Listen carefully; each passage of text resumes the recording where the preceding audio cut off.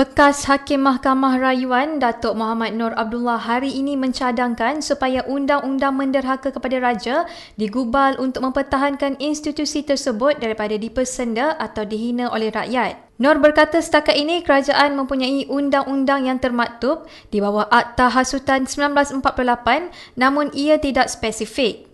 Sesuai sekali undang-undang itu diperkenalkan oleh kerana pertama rakyat di beberapa lapisan tidak tahu lagi keistimewaan, kedudukan, kuasa, the prerogative, the powers, the jurisdiction of a ruler. Jadi dia kerana tak tahu tu sewenang-wenangnya mengatakan suatu yang derhaka kepada agung dan raja. Bagi saya menghasut itu tidak sampai kepada matlamat je. Menghasut dengan derhaka lain. Jadi kalau menggunakan istilah derhaka kepada raja itu, dia ada dia. Maka patut ada undang-undang khas yang digubal tentang apa-apa perbuatan yang terjumlah dan terrangkum dalam kesalahan derhaka.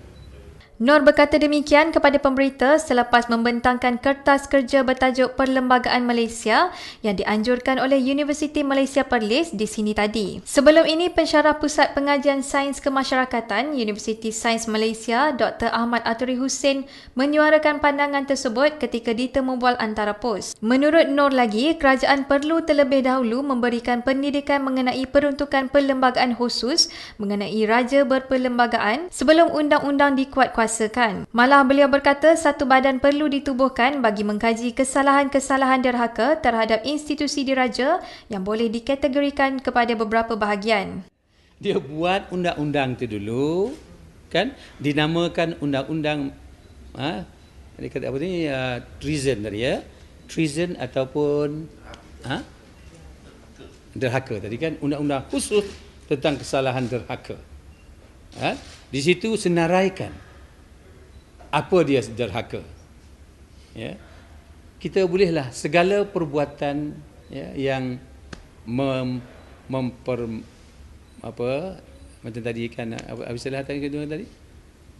Menghina tu berat gila kan. Mempersendakan pun boleh.